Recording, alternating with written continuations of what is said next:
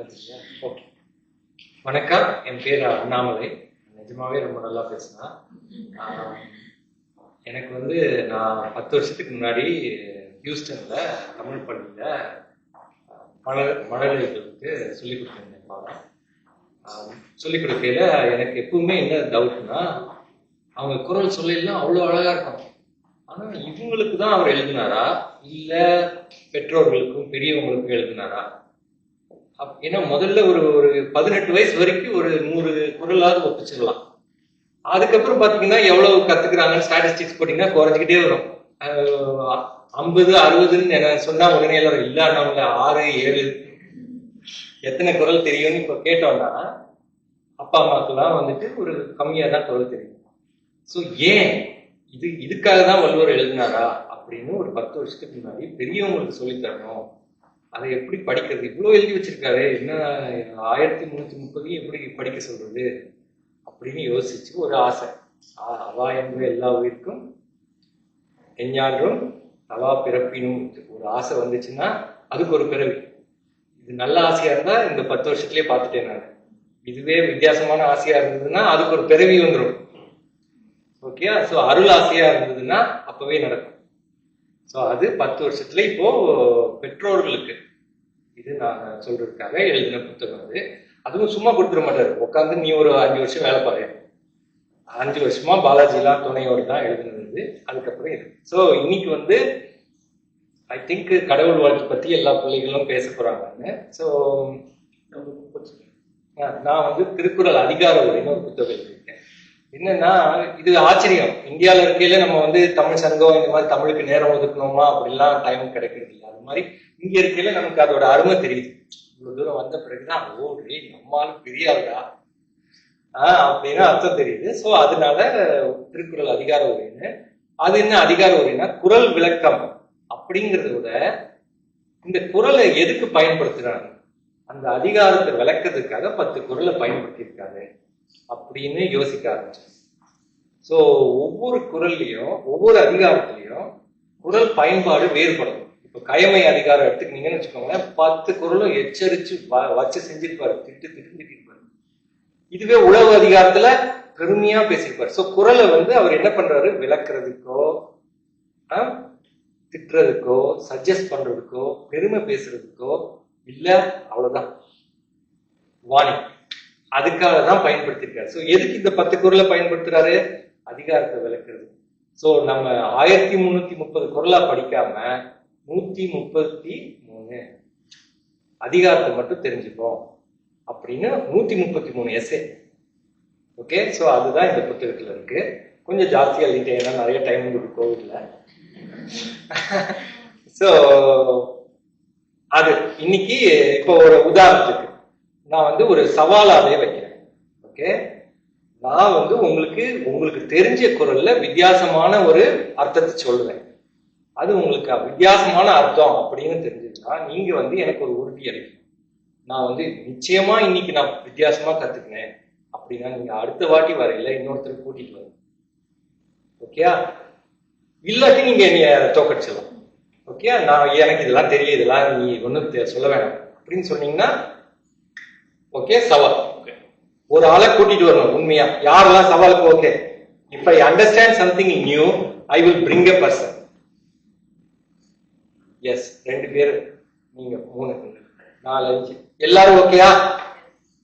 சரி, நீ ஓகேமா? you will learn everything. I have no doubt on you. I only have doubt on your parents. Okay, so that's good. So கடவுள் வாழ்த்து. இப்போ கொஞ்சம் முன்னுரை கொடுக்கலாம். இப்போ வந்து விவேகானந்தர் வந்து விவேகானந்தர் வந்து ப்ராடஜி, எல்லாமே தெரிஞ்சுக்கணும் இல்லையா, ப்ராடஜி. ஆனா அவரையே சங்கராச்சாரிய சொன்னாரு, எப்பா நீ போய் ராமகிருஷ்ணத்தை ஒரு 3 நாள் இருந்துட்டு வா, உனக்கு நல்லது. இவர் விவேகானந்தர், என்னது நான் ராமகிருஷ்ணத்தை போய் 3 நாள் இருக்கணுமா? சரி நான் போறேன். அவருக்கு ஒரு ஆச்சரியம், என்னடா அது நம்மள ஒருத்தர்கிட்ட போய் உட்காந்து 3 நாள் கிளாஸ் எடுக்க சொல்லியிருக்காருன்ட்டு போறாரு. அங்க போனா ராமகிருஷ்ணர் வந்து மரத்து மேல எல்லாம் இருந்து கிருஷ்ணரை பார்க்கறாரு, காளியை பார்க்கறாரு, எல்லா இடத்துலயும் இருந்து சாமி கும்பிடுறாரு. இவருக்கு ஒண்ணுமே புரியல. இவர்கிட்ட போய் நம்மளை கத்துக்க சொல்லியிருக்காங்க, என்னையா இது அப்படின்ட்டு ராமகிருஷ்ணர் கண்டுபிடிச்சிட்டாரு, இந்த பையனுக்கு நம்ம மேல டவுட் இருக்கு. சோ சொல்றாரு, நீ என்னை கேள்வி கேளு, நான் பதில் சொல்றேன். உனக்கு பிடிச்சிருந்ததுன்னு வச்சுக்கோ, ஏன் நீ என் கூட 3 நாள் இருக்கலாம். சோ அவர் கேள்வி கேட்கிறார். முதல் கேள்வி, நீ கடவுளை பார்த்துருக்க? சோ ராமகிருஷ்ணன் சொல்றாரு, பார்த்துருக்கேன். எப்படி இருப்பாரு? எப்பா இப்போ வந்து எல்லா இடத்துலயும் இருக்காருப்பா. இல்ல, எனக்கு இன்னும் கொஞ்சம் நல்லா பதில் சொல்லுங்க. நான் வந்து நட்சத்திரம்லாம் இருக்குல்ல, வா போய் காட்டு எனக்கு. அது இப்ப தெரியும். அதான்ப்பா மெச்சூர் ஆனதான் தெரியும். கடவுள் வந்து சாயங்காலம் தான், உனக்கு எப்படி சாயங்காலம் நட்சத்திரத்துவா, அதுக்கு ஒரு டைம் இருக்கு, அப்பதான் தெரியும். சரி, ஓகே, இது தப்பிச்சிட்ட. நீ அடுத்த கேள்வி. ஆமா, நீதான் உனக்கு எல்லா இடத்துலயும் நட்சத்திரம் எல்லாம் தெரியுதுங்கிறீங்க. இப்ப என்ன நீ காளி சிலைகள்லாம் கிருஷ்ணர் அப்படின்லாம் கும்பிட்டு இருக்க அப்படின்னா உடனே ராமகிருஷ்ணன் சொல்றாரு, உண்மைய நான் வந்து விவேகானந்தரா பார்க்கல. அதாவது உன் ஆத்மாவை நான் விவேகானந்தரா இப்ப பார்க்கல. நான் ஏன் கிருஷ்ணரை இந்த சிலையில பார்க்கக்கூடாது அப்படின்னு. அதாவது அதுதான் உயிர்நிலை. வள்ளுவர் சொல்ற அன்பின் வழியது உயிர்நிலை. நல்லா புரிஞ்சுக்கோங்க, நான் இப்ப சொல்றது எல்லாமே ரகசியங்கள். ஓகே, நான் வந்து அண்ணாமலைங்கிறது என்னோட அடையாளம். மனுஷங்கிறது உயிர்நிலை. இதுக்கு முன்னாடி நான் மனுஷனா எப்படி வேணாலும் இருக்கலாம், பாலாஜியோட இருக்கணும்னு அவர் வீட்லயே நாயா கூட சுத்திக்கலாம். ஓகேயா? சோ நம்ம உயிர்நிலை அன்பின் வழியில் உயிர்நிலை. இந்த உயிர்நிலை பிறப்புக்கு பிறப்பு மாறிக்கிட்டே இருக்கும். இப்போ ஓகேயா? சோ இப்போ இது பேக்ரவுண்ட். இப்போ சொன்ன கதை வந்து பேக்ரவுண்ட். இப்போ கடவுள் வாழ்த்துல ஒரு டிஃபினேஷன் இருக்கணும். சிலதுக்கெல்லாம் டிஃபினேஷன் கொடுக்க மாட்டாங்க, இதெல்லாம் தெரிஞ்சிருக்கும் அப்படின்னு. கடவுள் வாழ்த்துல ஒரு டிஃபினேஷன் கொடுத்திருக்காரு. எதுக்கு கடவுளுக்கு ஏன் வந்து வள்ளுவர் டிஃபினேஷன் கொடுக்குறாரு? கடவுளுக்கு வள்ளுவர் டிஃபினேஷன் கொடுக்கல, பட் பேசிக்கா நம்ம மிஸ் பண்ண டாபிக்கு டிஃபினேஷன் கொடுப்பாரு. சோ அகர முதல எழுத்தெல்லாம் ஆதி பகவான் முதற்றே உலகு, எல்லாருக்கும் தெரியும் இல்லையா? அதுல என்ன புதுசா தெரிஞ்சுக்க முடியும் அப்படின்னா, அவர் ஆண் எழுத்த சொல்லல, அகரம் அப்படின்னு ஒளிய சொல்றாரு. அப்படின்னா என்ன? அதுல என்ன வித்தியாசம்? ஒளிய சொன்னா என்ன வித்தியாசம்? எழுத்தெல்லாம் அப்படின்றாரு. அதாவது தமிழ் எழுத்து மட்டும் இல்ல, அகரம்ங்கிற ஒளி ஒவ்வொரு. இங்க வந்து போனட்டிக், நீங்க பிள்ளைங்களை ஸ்கூலுக்கு அனுப்பிச்சீங்கன்னா சொல்லி தருவாங்க போனட்டிக்ஸ்னு. அந்த ஆங்கிற அகரம் எழுத்தெல்லாம், ஜெர்மன் லாங்குவேஜுக்கும் எல்லா எழுத்துக்கும் அடிப்படை. அப்படின்னா சோ எல்லா எழுத்துக்கும், ஜெர்மனி, பிரெஞ்சு, எல்லா எழுத்துக்கும், எந்த ஒரு எழுத்துக்கும். ஏன்னா என்னென்ப ஏனை எழுத்தென்ப இவ்விரண்டும் கண்ணென்ப வாழும் உயிருக்கு. ஏன்னா நீங்க உங்க வீட்டுல டாக் இருந்ததுன்னா, குட்டி போட்டுச்சுன்னா, ஒரு குட்டியை தூக்கிட்டு வந்து எங்கேயாவது வச்சிருங்க. அது வச்சு தேடும் பாருங்க. நான் வந்து போட்ட குட்டியில எங்கடா ஒரு குட்டியை காணும். 18 குட்டி போடுவோம். அப்போ 18 வரைக்கும் அதுக்கு நம்பர் தெரியுமா? தெரியும். என்னென்ப எழுத்தென்ப எல்லாமே எழுத்துதான். எண்ணுக்கு அப்புறம் மற்றது எல்லாமே எழுத்துதான். ஸோ எல்லா உயிருக்கும். ஓகே, ஸோ இதை வச்சுட்டு அகரங்கிறது ஒளி, இது வந்து எல்லா மொழிக்கும். ஸோ இதுல என்ன இருக்கு? வெயிட் பண்ணுங்க, ஸ்டெப் பேக். ஸோ இந்து கடவுள், முஸ்லீம் கடவுள், வெங்கடாஜலபதி, சிவன், எத்தனை சாமி வேணாலும் சொல்லுங்க, எல்லா சாமியும் முழு முதற் கடவுள் அடிப்படை. ஜெர்மனா இருக்கட்டும், பிரெஞ்சா இருக்கட்டும், அகரம் எப்படி அடிப்படையோ, எல்லா கடவுள், முஸ்லீம், எல்லா கடவுளுக்கும் அடிப்படை என்ன? முழுமை. எத்தனை கடவுள் சேர்ந்து இந்த உலகத்தை படைச்சாங்க? எத்தனை? how many gods will be there would have formed this earth? One God. முழு முதற் கடவுள். ஓகே, அவர் அடிப்படை எல்லா கடவுள். சோ இதை நம்ம பார்க்க கத்துக்கணும். எல்லாரும் எத்தனை கடவுள் வந்துகிட்டே இருப்பாங்க. மையத்தில் வாழ்பவன் வானுரை தெய்வத்தில் வைக்கப்படும். ராமரை கும்பிடுறோம், சோ வந்துகிட்டே இருப்பாங்க கடவுள். எல்லாத்துக்கும் அடிப்படை யாரு? முழு முதற் கடவுள். ஓகே, ஆதி பகவான். ஓகே, சோ இது அகரம். இது ஒரு இது. சரி, இதுக்கு அடுத்து நான் சொன்னேன்ல, ஒரு ஆசை வந்துச்சுன்னா அதுக்கு ஒரு லைஃப் கிடைக்குது. பொறிவாயில் ஐந்தவித்தான் பொய்த்தீர் ஒழுக்க நெறி நின்றார் நீடு வாழ்வார். இதுல இன்னும் அடுத்த டெபினேஷன் அப்படின்னா நீடு வாழ்வார். நீடு வாழ்வார் அப்படின்னா என்ன அர்த்தம்? வள்ளுவர் என்ன சொல்லியிருக்காரு? இலக்கம் உடம்பின்பை அப்படின்னா இந்த உடம்பு என்ன ஆக போகுது? சோ அவர் எதுக்கு நிலையாமை பத்தி ஒரு அதிகாரமே கொடுத்திருக்காரு. சோ அவர் ரொம்ப நாள் வாழ்றதை பத்தி எல்லாம் சொல்லவே இல்லை. அவர் நீடு வாழ்வார்னா இந்த 3 பேரும் எனக்கு இந்த பிறவில கூட இருக்காங்க, இந்த பிறவிலையும் எனக்கு துணை இருப்பாங்க, கூடயே இருப்பாங்க. நீடு வாழணும், நீடு கூட. ஏன் அது எங்க சொல்லியிருக்காரு அப்படின்னா இல்லறையில வந்து இல்வாழ்வான் என்பான் இயல்புடைய மூவருக்கு. அது யார் மூவரு அப்படின்னா அது நிறைய பேர் விளக்குவாங்க. ஓ, துறவர்கள், துவாதவர்கள் அதெல்லாம் சொல்லியிருக்காரு, அவங்களா 3 பேர் இல்ல. இயல்புடைய மூவர். எனக்கு இயல்பானவர் யாரு? எனக்கு 2 பிள்ளைங்க இருக்காங்க, எனக்கு ஒரு மனைவி இருக்காங்க. என் இயல்பு, நான் சாமி கும்பிடுறேன், நான் தமிழ் பேசுறேன். என் இயல்பு யாரு? என் நண்பர் ஒருத்தர். என் உறவு, என் தங்கை, என் தம்பி, என் உறவு. அப்புறம் என் இனம், தமிழினம். ஓகே, இவங்க எல்லாருமே என்னோட இயல்பா இருக்காங்க. என்ன போல இயல்பாழ்வான் என்பான் இயல்புடைய மூவருக்கு நல்லாற்றி. சும்மா துணை இல்ல. அதுக்காக பாலாஜி வந்து வா நாம சாப்பிட போலான்னா நான் போக மாட்டேன் கூட. நல்லாற்றின் நல்லதை செய்யறாங்கன்னா துணை. புரியுதா? சோ இல்வாழ்வான் என்பான். சோ இந்த இதுல சோ இதுக்கான இதுதான். சோ பொறிவாயில் 5 நீடு வாழ்றதுன்னா என்ன?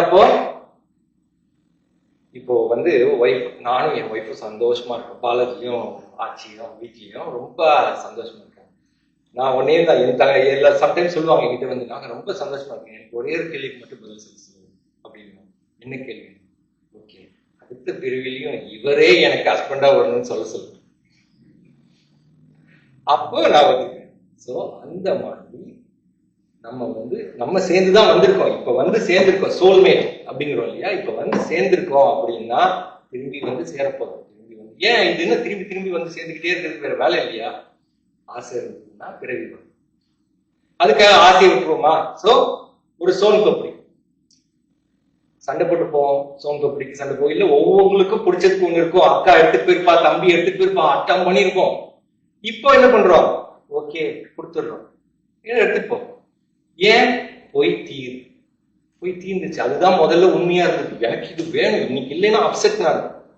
ஆனா அந்த பொய் தீர்ந்தது. சோ அந்த மாதிரி எல்லா பொய்யும் தீரும். பொறிவாயில் 5 அவித்தான் பொய் தீர நெறி நின்றார் நீடு வாழ்வார். சோ நீடு வாழ்வார்ங்கிறது ரொம்ப நாள் வாழ்றதை விட தொலைஞ்சு போயிடாம வாழணும். நான் வந்து புழுவா இருக்கணும், கழுகா இருக்கணும், தொலைஞ்சு போயிடாம பிறப்பாக எடுத்து. அதுக்குதான் ஔவையார் என்ன சொல்லியிருக்காங்க? அரிதறிது. எதுக்கு சொல்றாங்க அரிதறிது மானிடர் பெருத்தல் அரிதுன்னு? ஏன்னா இந்த பிறவி, இந்த விவேகானந்தர்னு நான் உன்னை பாக்குற மாதிரி அந்த இப்போ மனுஷனா பிறந்துட்டோம், பிடிச்சிடணும். யாரை பிடிச்சிடணும்? முழு முதற் கடவுள். சிவனா இருந்தாலும் ஓகே, வெங்கடாஜலபதியா இருந்தாலும் ஓகே, எல்லா சாமியும் ஓகேயா? சோ அடுத்தது டவுட் இருக்கா? சேலஞ்ச் பண்ணிக்கலாம். சேலஞ்சஸ் புதுசா ஏதாவது புரிஞ்சுதா? குவாய்ட்டா இருக்க நெக்ஸ்ட் டைம் 2 பேர் கூட்டு வந்துருங்க. சோ குயிக்கா போயிடுறேன் இனிமேல். சோ சிலதெல்லாம் சொல்லிடுவோம். அடுத்தது இருள் சேர் இருவினையும் சேரா பொருள் சேர் புகழ் புரிந்தார் மாட்டோம் இல்லையா? அதாவது இருள் சேர் இருவினை. இப்ப நாளை போன வாரம் ஸ்டாக் மார்க்கெட் நல்லா இருக்கு, இப்போ ட்ரம்ப்னால ஸ்டாக் மார்க்கெட்லாம் நல்லா இருக்கு அப்படின்னு நம்ம நினைச்சுக்கிட்டு பண்றோம். பணம் வருது, அது அப்படி வருதா? அதுல என்ன சேலஞ்சஸ் இருக்கோ, எத்தனை பேர் லாஸ் பண்ணிருப்பாங்களோ, இவர் வித்திருப்பாரு, நான் வாங்கியிருப்பேன் அந்த ஸ்டாக்கை, எனக்கு பணம் போயிருக்கோம். இப்ப அவர் வருத்தப்படுறாரு. அடுத்தது என்ன போகுது? நான் அந்த பணத்தை பிடிச்சிட்டு போறேன். ஐ மேடு அந்த $10,000 ஐ மேடு. சோ என்ன ஆச்சு? ஆசை பிடிச்சதுன்னா என்ன ஆகுது? விடாது, இருள் சேர்த்துடும். இப்போ கஷ்டமான நாட்களும் உண்டு. நமக்கு வந்து லைஃப் எப்படின்னா, அது ஒண்ணு விவேகானந்தர் கேட்பாரு, ஏன் எல்லாரும் ரொம்ப கஷ்டப்படுறாங்க? ராமகிருஷ்ணன் சொல்லுவாரு, வாழணும்பா எல்லாரும் அனலைஸ் பண்றாங்க. ஹவு டு லிவ்னு அனலைஸ் பண்றதை விட்டுட்டு ஜஸ்ட் லிவ் அப்படின்னு ராமகிருஷ்ணன் சொல்லியிருக்காரு. ஸோ அந்த மாதிரி ஸோ பொருள் சேர்க்கையில எப்படி சேர்க்கணும்? புகழ் புரிந்தார். அது என்ன புகழ் புரியணும்? அருளோடும் அன்போடும் வாரா பொருளாக்கும் புல்லாய் பொருளை விட. அப்படின்னா என்ன அர்த்தம்? இப்போ நீங்க ஒரு இடத்துல உட்கார்ந்துருக்கீங்க, ஒரு பறந்து வருது ஒரு இலை வந்துட்டு, அது எப்படி போகுது? நீங்க தள்ளி விட கூட வேண்டாம், சம்டைம்ஸ் அந்த காத்துலயே போயிடுச்சு. அது இருக்குன்னு கூட ஃபீல் ஆகக்கூடாது. நமக்கு ஒரு ஆப்பர்ச்சுனிட்டி வந்துருக்கு அப்படின்னு கூட ஃபீல் ஆகக்கூடாது. அருளோடு அன்போடு வந்தா மட்டும்தான் மேல நமக்கு பொருள் ஈட்டணும். மற்றபடி அது பரவாயில்ல, பணம் வருதுல வாங்கி வச்சுக்கோங்க, நோ, அது கவுண்டர். உங்களுக்கு ஒரு வாய்ஸ், உங்களுக்கு ஒரு ஒரிஸ் எல்லாத்தையும் கூட்டிக்கிட்டே இருக்கும். ஸோ இருள் சேர் இருவினையும் சேரா இறைவன் யாரு? அந்த முழுமுதற் கடவுளை புரிஞ்சுக்கிட்டு பொருள் சேர்க்கணும். ஓகே, அது ஒன்று சொல்லியிருக்காரா. அடுத்தது அதை விட்டுட்டு நம்ம பாட்டுக்கு நிறைய பொருள், ஓகே, மல்டி மில்லியன் அப்படின்னா என்ன அர்த்தம்? திருமந்திரத்துல சொல்லியிருக்காரு, திருஞான சம்பந்தரே சொல்லியிருக்காரு ஒரு லைனு.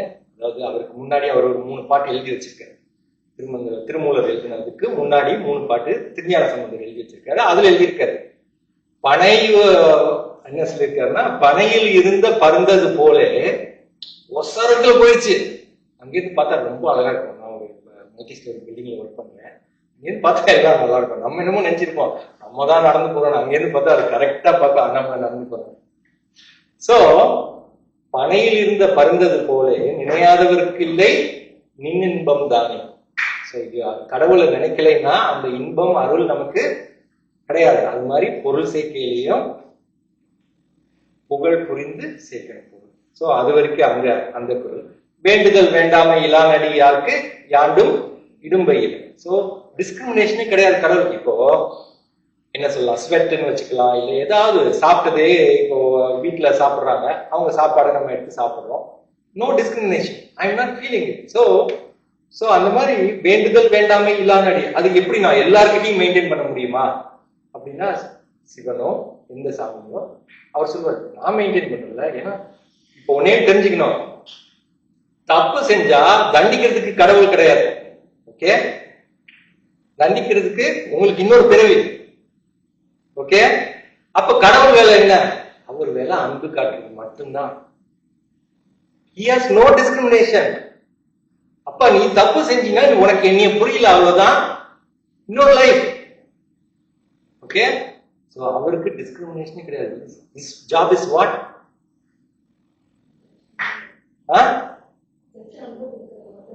Loving you all.